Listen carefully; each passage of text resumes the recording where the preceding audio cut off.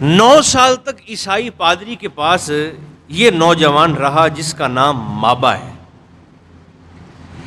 9 سال گزر گئے۔ ایک دن خدمت کرتے کرتے، پاؤں دباتے دباتے مابا کو محسوس ہوا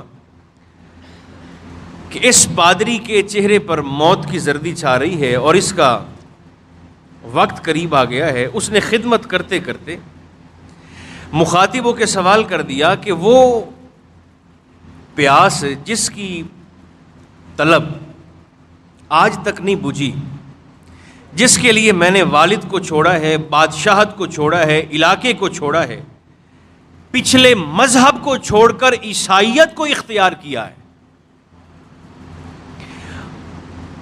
اور عیسائیت اختیار کرنے کے باوجود میری پیاس نہیں بجھ رہی، جاتے جاتے میری رہنمائی تو کر دیں، مجھے میری منزل کہاں ملے گی؟ وہ پادری جو موت کی ہچکی کے انتظار میں بیٹھا ہے، اس نے کہا کہ میرے علم کے مطابق جس شخصیت کا تجھے انتظار ہے وہ تشریف لا چکے ہیں۔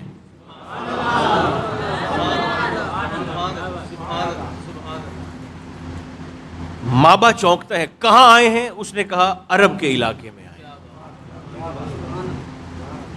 خدمت کرتے کرتے، پیر دباتے دباتے پوچھتا ہے، عرب کا خطہ چھوٹا سا نہیں ہے، مجھے آپ نشانی بتا دیں تاکہ مجھے میری منزل کو پہچاننے میں، شخصیت کی پہچان کرنے میں آسانی ہو۔ عیسائی پادری کہتا ہے کہ اس اللہ کے آخری پیغمبر کی 3 نشانیاں جو ہماری کتاب انجیل میں آئی ہیں، وہ 3 نشانیاں میں تیرے سامنے کھول کر بیان کر دیتا ہوں، آزما کے تلاش کرنا، تیرا مقدر ہے، تیری ہمت پر منحصر ہے۔ اس شخصیت کی پہلی نشانی جو انجیل میں ہماری کتابوں میں آئی ہے وہ یہ کہ اس کے جسم کا سایہ نہیں ہوگا۔ دوسری نشانی جو ہماری کتاب میں آئی ہے وہ یہ کہ وہ ہدیہ قبول کر لیں گے، صدقہ قبول نہیں کریں گے۔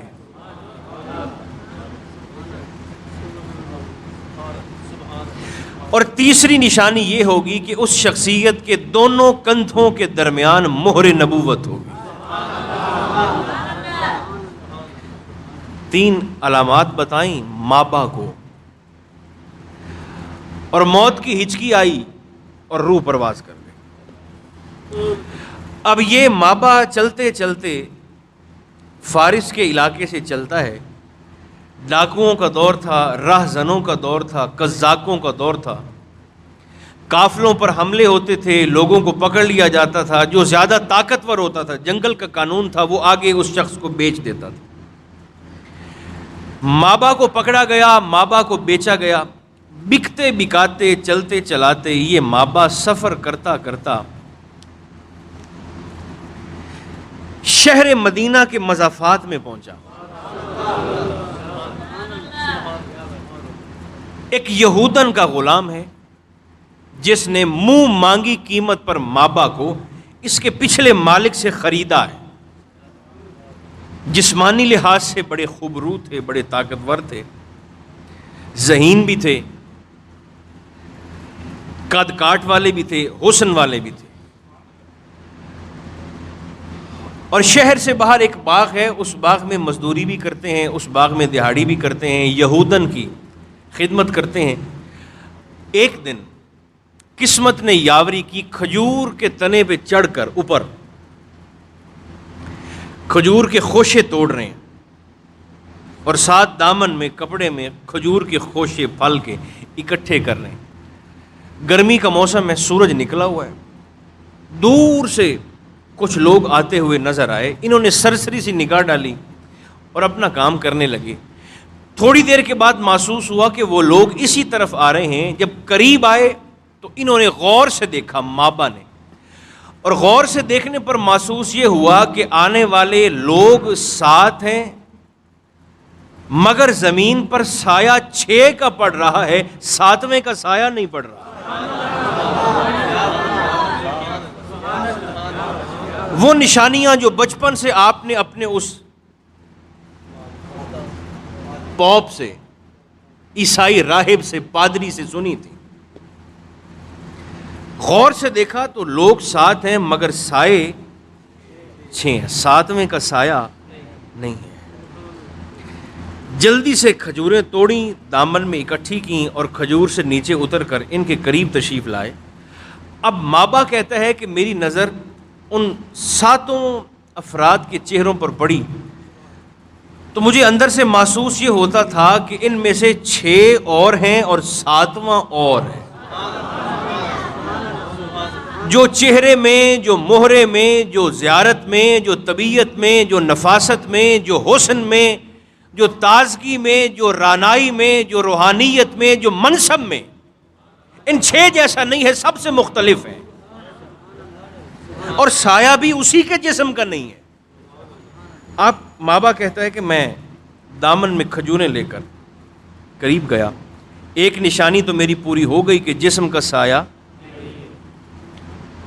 تسلی کے لیے میں نے دامن میں رکھی ہوئی کھجوریں ایسے آگے کیں اسی شخصیت کے سامنے، اور میں نے کہا کہ یہ کھجوریں میں آپ کے لیے لایا ہوں، آپ میرے باغ میں آئے ہیں، مہمان نوازی عرب کے لوگوں کا خاصہ ہے، یہ کھجوریں میں آپ کے لیے لایا ہوں۔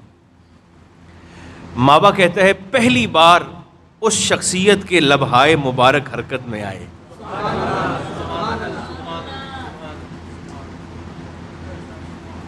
یہ پہلا خطاب تھا، یہ پہلا مکالمہ تھا جو اس شخصیت کا مابا سے ہوا ہے۔ میں کھجوریں دامن میں لے کر سامنے کھڑا ہوں، میں نے کہا میں آپ کی مہمان نوازی کے لیے کھجوریں لایا ہوں۔ اس شخصیت نے مخاطب ہو کر ارشاد فرمایا، ہذہ ہدیہ ام صدقہ، یہ کھجوریں ہدیہ کے طور پر، تحفے کے طور پر لائے ہو یا باغ کے صدقہ کے طور پر لائے ہو؟ مابا کہتا ہے میں نے امتحاناً کہا یہ صدقہ ہے، صدقہ ہے۔ اس شخصیت نے مسکرا کر وہ کھجوریں لے لیں، مگر جو ساتھ موجود دوست تھے، ساتھی تھے، ان کے سپرد کر کے مخاطب ہو کر ارشاد فرمایا، یہ آپ کھائیں، آپ قبول کریں، یہ آپ کے لیے ہے، میرے لیے نہیں ہے۔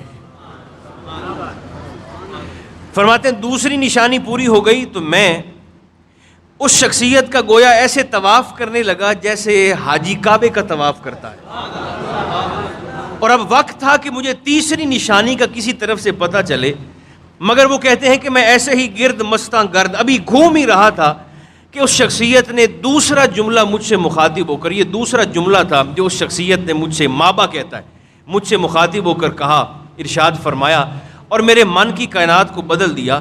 ابھی میں تیسرا چکر گویا گھوم کے سامنے ہی آیا تھا، ایک تبسم تھا جو اس مزید خوبصورت چہرے پر رقصاں تھا، اور مجھے مخاطب ہو کر کہنے والا کہہ رہا تھا کہ اگر 2 نشانیوں کی تسلی ہو گئی ہو تو ٹھیک ہے، یا ورنہ اپنے کندھے سے کرتے کو ہٹا دوں۔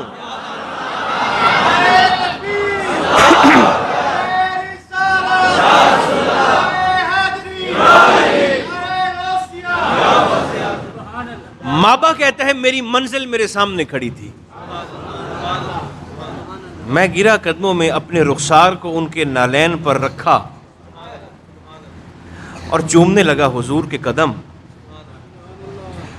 آپ اٹھاتے ہیں اور مابا کو سینے سے لگاتے ہیں،